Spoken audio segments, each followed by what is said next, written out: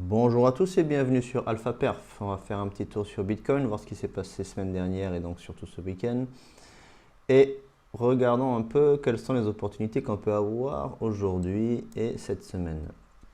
Et ensuite, on fera un petit tour des datas ainsi que ce que font les whales et le calendrier économique. Donc là, nous sommes sur la charte du Bitcoin. Alors, on est toujours en train de travailler la zone des 90 000 $. On a fait un ATH à 93 500 sur lesquels donc on a eu donc cette belle poussée là de 67 à 93 sur laquelle j'ai placé mon Fibo. Là je suis en H1, donc on a ces zones d'imbalance qui n'ont pas été qui ont été laissées pendant la hausse. C'est de l'imbalance H4 je pense ou daily, hein. Ouais, c'est l'imbalance daily. Donc on a ces zones d'imbalance là qui correspondent à des retracements à 23,6, 38,2 jusqu'au 61,8. Bon, alors on est clairement en hausse sur Bitcoin. Tout va bien, hein, il n'y a rien de spécial, il n'y a pas de changement de structure, rien de spécial à s'inquiéter, je dirais. Maintenant, la prochaine target, c'est la zone des 100 000 $ et un petit peu plus, ou au moins aller prendre du bénéfice en dessous des 100 000 $ avant le chiffre rond. On verra la réaction du Bitcoin quand on arrivera à 100 000 $, si on y arrive. Possible qu'on y arrive cette semaine, possible qu'on y arrive la semaine prochaine, possible qu'on n'y arrive pas du tout, qu'on vienne corriger dans ces zones de liquidité pour repartir à la hausse. Bon, à savoir, le Bitcoin est en train donc de consolider là, ce qui est bon pour les alts parce qu'on a fait donc un plus haut. On est en train de travailler cette zone de prix sous résistance, donc maintenant, hein, puisque cet ATH là est devenu une résistance. Donc c'est assez intéressant de voir ça. Pourquoi? Parce que ça devrait, si ça dure, ça devrait laisser, ça veut dire qu'il y a de la prise de bénéfices, et ça devrait laisser les gens pouvoir aller travailler les altcoins pour avoir une alt season, disons, hein, ok. Ça serait une petite alt season.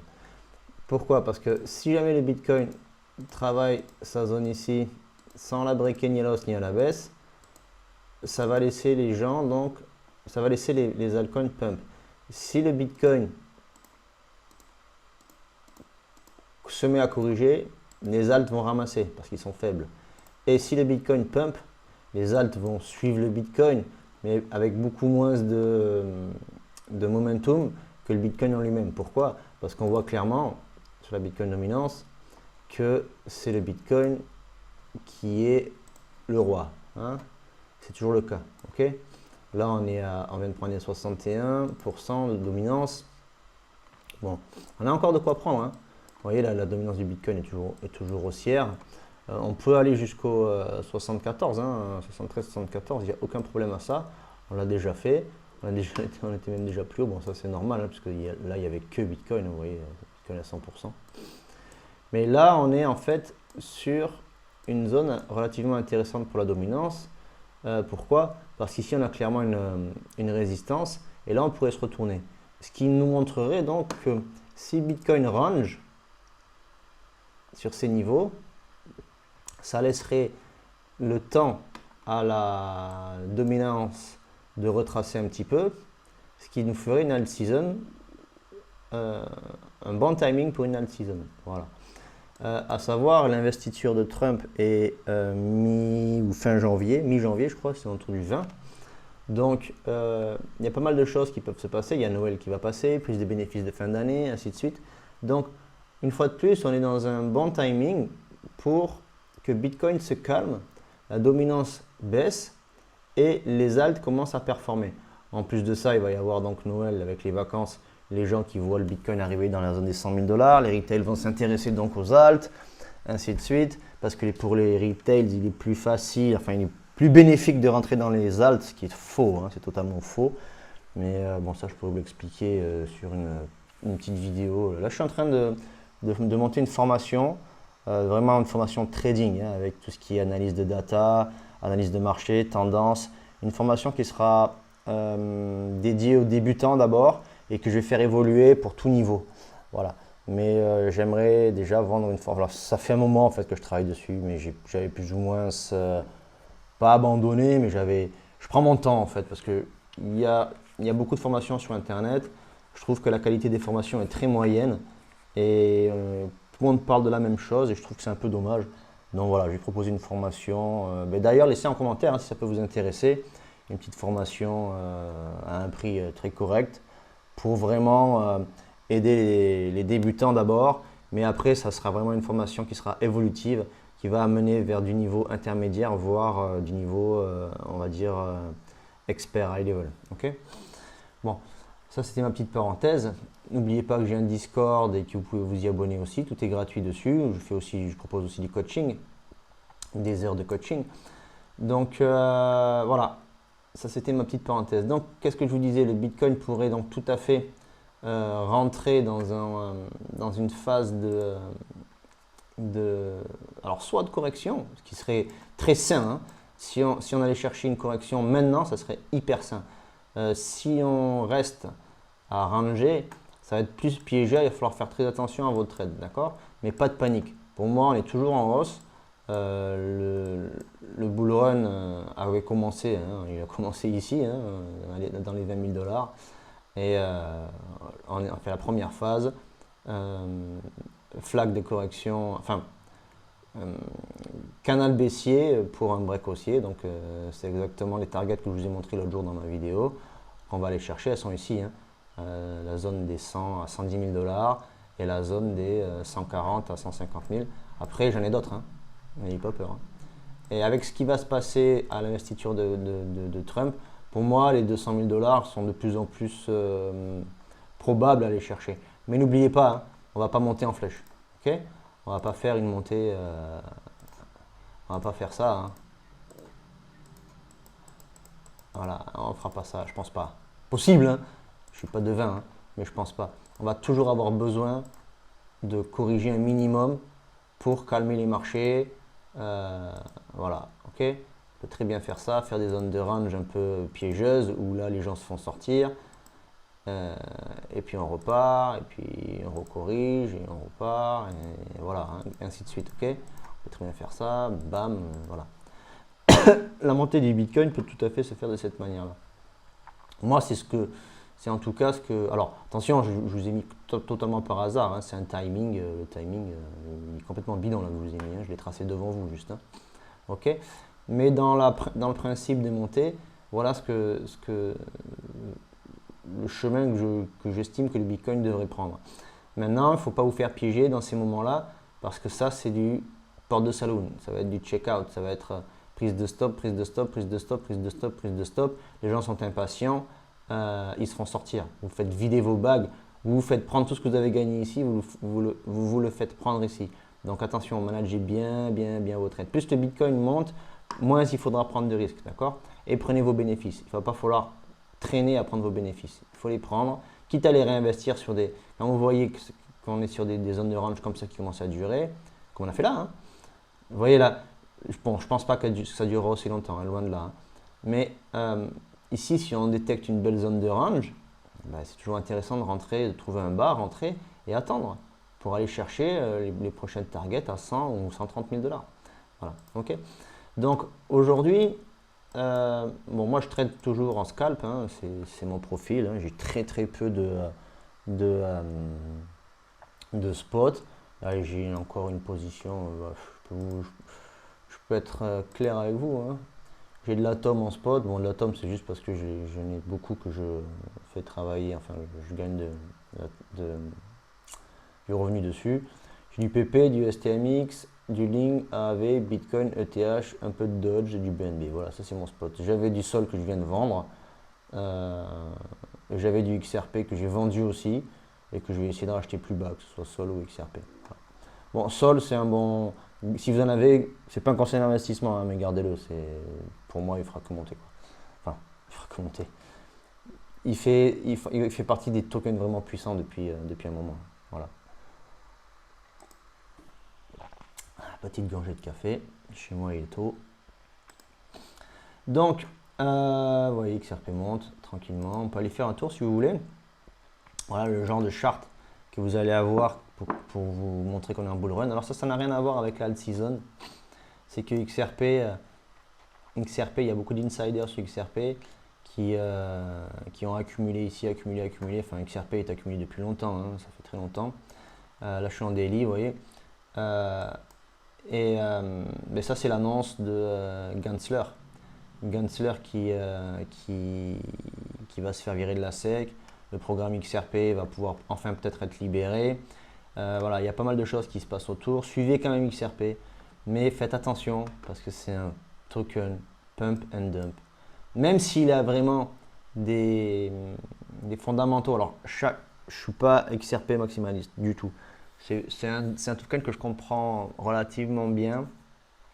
Je connais moi des pros XRP qui m'ont bien expliqué le fondamental, ainsi de suite. Derrière, on aime ou on n'aime pas, on croit ou on n'y croit pas. Dans mon entourage, j'ai vraiment les deux. J'ai les anti-XRP et les pro-XRP. Je respecte tout le monde, il n'y a aucun problème. Et moi, je le trade parce que bon, ce genre de pump, ben, pour moi, c'est du trading à levier facile à faire. Je ne vais pas hésiter à le short.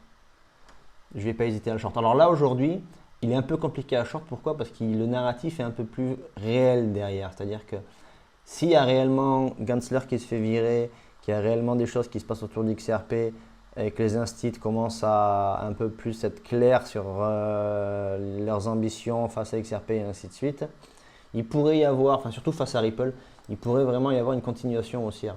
Mais bon, il y aura toujours des corrections dans tous les cas, hein. Là, on est en daily. Et il pourrait y avoir des corrections. Là, on a pris les 1,20 $. Très beau prix pour XRP. Franchement, je suis bien content pour tous ceux qui en ont. C'est depuis le temps que vous attendez. Là, vous avez été ultra patients tous. Ça vous fait un beau bag. Là, c'est joli. Il a tout à fait sa possibilité d'aller chercher ces 2 $. Hein. J'en ai aucun doute même en fait. Mais vous voyez, gros pump, annonce, correction éclatée à 100%. Tous les pumps de XRP sont corrigés, même si ça repart, c'est corrigé. Donc moi là, ce que je vois bien sur XRP, ça serait ça, une grosse correction qui fait mal, un petit piège, mais après c'est une belle continuation. Voilà, moi je vois XRP comme ça. Donc c'est pour ça que je le trade à court terme. Parce que pour moi là, j'ai pris un bon billet, j'ai vendu. Je sais que je vais avoir une bonne zone de rachat. Et si j'en ai pas, ben, je vais attendre ici pour aller chercher, je vais voir ce qui se passe ici. Si on voit qu'il reste solide ben, et que le narratif qu'il y a autour de XRP continue, ben, je peux rentrer ici, j'ai aucun problème pour aller chercher les 2 $ ou en dessous des 2 $. Et voilà. Alors faites attention après aux rêveurs hein, qui croient que ça va monter à 10 $, à 100 $. Okay. Disons, déjà si on arrive à 2 $, voire 5 $, hein, ça sera un très très beau prix pour XRP. Bon, parenthèse XRP fermée. Il y a d'autres coins qui pumpent pas mal. Hein. Évidemment, on a toujours les merdes, là, pardon, excusez-moi. Les mêmes coins, ainsi de suite. Vous voyez, je critique, hein, j'en ai, hein, vous l'avez vu dans j'ai eu même du PP. Voilà, on a Quant qui a pump pas mal. Alors Quant, lui, est intéressant. Pourquoi? Parce que là, il était...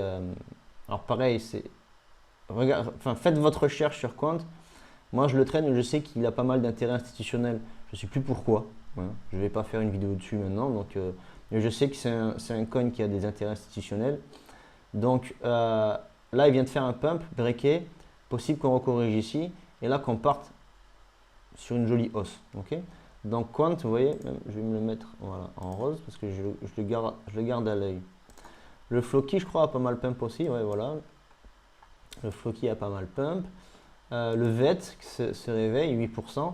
Vous voyez, on est venu prendre alors, on n'a pas pris la liquidité. Donc, on est venu retester ce point haut. On a bien breaké tout ça. Vous voyez, joli break. Correction. Alors, vous voyez, ça, c'est un exemple. Ce qui pourrait se passer sur XRP ou sur Quant. Je vais mettre le Fibo ici.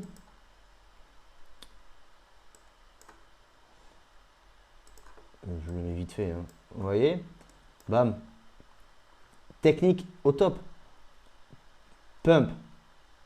Break haussier. Ici. Break. Continuation.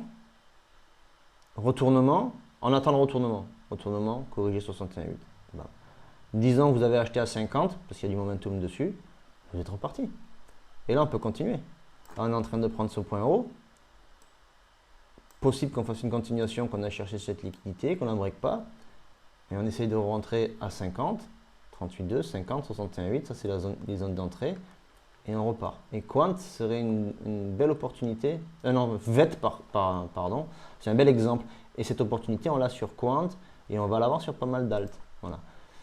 Donc, pour revenir à Bitcoin, désolé, j'ai fait une petite parenthèse alt parce qu'il y a pas mal de personnes qui sont en train de hyper la alt season, blablabla, ainsi de suite. Donc, je m'y intéresse aussi, je regarde. Alors, pourquoi je m'y intéresse aussi? Ben parce que justement, quand il y a quand ça commence à hyper à droite à gauche, alt season qui commence, alt season qui est ici, ça pump, ben moi en court terme, c'est toujours un narratif qui fait que ben, j'ai des opportunités d'entrée. Je cherche des scalps, c'est des trucs, on va dire, relativement faciles à prendre. Voilà. Donc Bitcoin, qu'est-ce qu'il nous a fait? Donc Bitcoin, ce week-end, on n'a pas fait grand-chose. Hein. Samedi, vous voyez. Vendredi soir, donc on a pump. Samedi, tranquillement. Dimanche, tranquillement, il ne s'est rien passé. Donc là, on voit bien qu'on est toujours sur de l'instit, hein, puisqu'il ne se passe rien le week-end. Je pense que là, on a fait une petite baisse pour peut-être avoir une ouverture de gap qu'on a repris.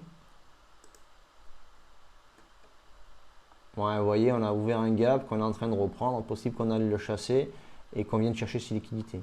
Donc ici, vous pouvez avoir une jolie zone d'entrée pour partir en long. Mais faites attention, on a toujours ce gap-là sur le CME, qui est la zone des 80 000 $. Alors je ne dis pas qu'on descendrait à 80 000 $ parce que là, c'est quand même une jolie correction. Mais on peut toujours aller les travailler ou aller s'en approcher. Ce qui correspond aussi à pas mal à la zone d'imbalance. Vous voyez, on est à 85, 80 000 $. Le gap est par là, quoi. Donc on pourrait très bien aller chercher ces liquidités ici, breaker là, rentrer ici, là on a un long caviar. Donc suivez, vous voyez, ça c'est liquidité qu'on a à aller chercher si jamais on vient baisser. Donc suivez bien l'action de prix en ce moment parce qu'il y a des opportunités d'entrée. Alors les liquidations, actuellement on a quoi? Alors on a quelques liquidations, on est en 24 heures, on a quelques liquidations au nord à aller chercher jusqu'aux 92 500 $. On va se mettre en 3 jours. Voilà, bon, on a la liquidité en haut, on a la liquidité en bas. Et là, pour moi, on va voir après comment on est par rapport au ratio long and short. Mais on a de quoi aller chercher de la puissance en haut et aller corriger pour aller chercher une petite zone plus bas pour faire une belle zone d'achat. Qu'est-ce qui serait intéressant à voir? C'est ça. Donc ça, c'est l'order book. Hein. L'order book que je vais mettre en 1 heure. Excusez-moi, c'est un peu long, j'ai mon internet qui est pas très rapide. Vous voyez, on a des ordres en attente. On a pas mal d'ordres en attente dans la zone, vous voyez, des 85 000 $. Donc déjà, si on descend jusque-là, on pourrait facilement y descendre, mais après, là, ça va être compliqué, ça va être racheté. Hein. D'accord? Racheté dans ces zones-là, ce qui est tout à fait normal, ça va être racheté ici. Donc, qu'est-ce qu'il y a d'intéressant? C'est qu'on peut aller chercher ces achats-là, prendre ces liquidités, faire un fake, repartir, et là, construire une belle position pour... On attend un petit pattern de retournement et là, on repart vers les 100 000 $. Donc, on est tranquille là. Il faut laisser le prix se développer, ok? Paniquez pas. Qu'on soit en bull run ou pas, il y a toujours de belles opportunités. Calculez bien vos trades et calculez bien vos tailles de position. Que vous soyez en hold avec votre bag complet ou que vous soyez sur des scalps. Enfin, moi, aujourd'hui, perso, j'ai des scalps qui me rapportent le même prix, enfin le même gain que si j'avais hold mon bag complet. Depuis les 50 000 $. Donc voilà, c'est une manière de trader, c'est une manière de gérer son risque. Qu'est-ce que font les whales? Excusez-moi, c'est un peu décousu, mais je vais revenir après sur les ratios long and short. Mais là, j'ai mes trucs en haut, donc je regarde ce que font les whales. Les whales font pas grand-chose dans leur long 15 minutes. Je vais me mettre en H1. Normal, hein, les whales sont très US. Ils sont encore en train de dormir. On ne va pas dire que c'est aujourd'hui que ça va se réveiller. Donc les whales ont vendu. Alors, les middle whales les vendent depuis la TH qu'on a fait là, le dernier TH. Ils font que vendre eux. Regardez. C'est en vert là, ils font que vendre. Les grosses whales, eux, vendent aussi. Bam, bam, bam. Un petit peu racheté là, avant le week-end. Et un tout petit peu ce week-end. Et là, bam, ils ont revendu. Et les retails sont rentrés pendant le week-end. Pendant toute la baisse. Ils sont rentrés, ils sont rentrés, ils sont rentrés, ils sont rentrés. Donc voilà, ils sont toujours en train d'acheter là. Donc faites attention. Comme je dis toujours, moi ce que je suis, c'est la ligne verte. Eux, ils vendent, je vends. C'est une stratégie qui devient de plus en plus simple. Je vais regarder qu'est-ce qu'on a donc en calendrier économique. Pas grand chose. Donc aujourd'hui on n'a rien. Demain on n'a rien. Cette semaine va être très calme. On a le Flash Manufacturing PMI. Donc cette semaine va être relativement calme. Donc je ne m'attends pas à de gros mouvements il y a l'employment claim, mais ça c'est toutes les semaines. Je ne m'attends pas à de gros mouvements de volatilité impressionnants. Donc voilà, laissons vraiment le prix prendre ses directions. Et bloquez-vous, marquez-vous bien le Monday Low et Monday High une fois la session US terminée. Donc demain matin, on les marquera. Voilà. Donc je reviens sur le ratio, hop, il est là, le ratio long and short que j'aime bien regarder. Donc vous voyez sur BTC, on est à 53% de short pour 46% de long, donc il y a plus de shorters. Et sur les contrats, allez, il y a un petit peu plus de short, on est à 51,48. Donc le BTC est shorté par les retails, c'est ce que nous montre, enfin par tout le monde, pardon, je ne sais pas que les retails. C'est ce que nous montre donc ce ratio-là. Je vais revenir ici et on va voir un peu l'OI et les fundings sur BTC sur Binance. Alors, le CVD est à la baisse. Le CVD, donc c'est le volume delta d'achat spot, ça c'est le spot. Hein. Donc il est à la baisse depuis les 93 000. Hein. Donc ça veut dire qu'on est bien en train de vendre sur spot. Mais le prix monte toujours. Donc qu'est-ce que ça m'indique? Ça m'indique que le prix est drivé un peu plus par les contrats dérivés. D'accord. Alors ici on a eu une belle augmentation de l'open interest sur, hop, donc là une grosse ouverture de short, vous voyez, ici le funding est descendu, l'open interest monte, donc là on a eu pas mal d'ouverture de short, et là fermeture de long, parce que l'open interest descend pendant que les funding descendent, donc là fermeture de long, ok. Ici, là voilà, on a des longs qui commencent à se réouvrir là, voilà, ok. Donc bon, c'est assez mitigé. Les longues sont rachetées, des shorts s'ouvrent, des shorts se ferment, c'est assez mitigé, assez peu de liquidation. Je dirais que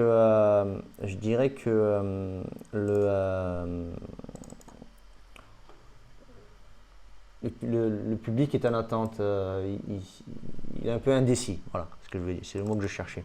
Les traders sont un petit peu indécis.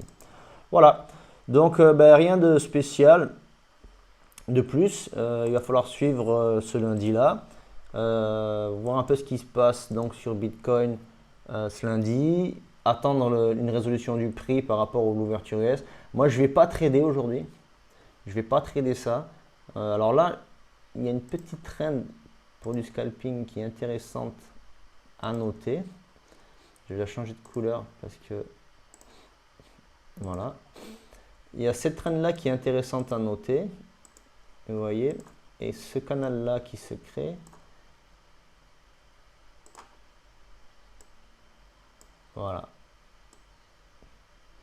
Alors ça pour du scalping, c'est le genre de canal qui peut être intéressant. Voilà. Si on va chercher la liquidité ici, je pourrais balancer un short. Attention, shorter en ce moment, c'est vraiment pourri, très contre-tendance. Je le conseille absolument pas. Mais voilà. Si on va chercher la liquidité, bam, on se retourne, j'ai une petite pattern ici, c'est le genre de short que je pourrais faire. J'ai un ratio de 3, on va dire de 3, hein. Ça dépendra là où la liquidité va, où je mettrai mon stop.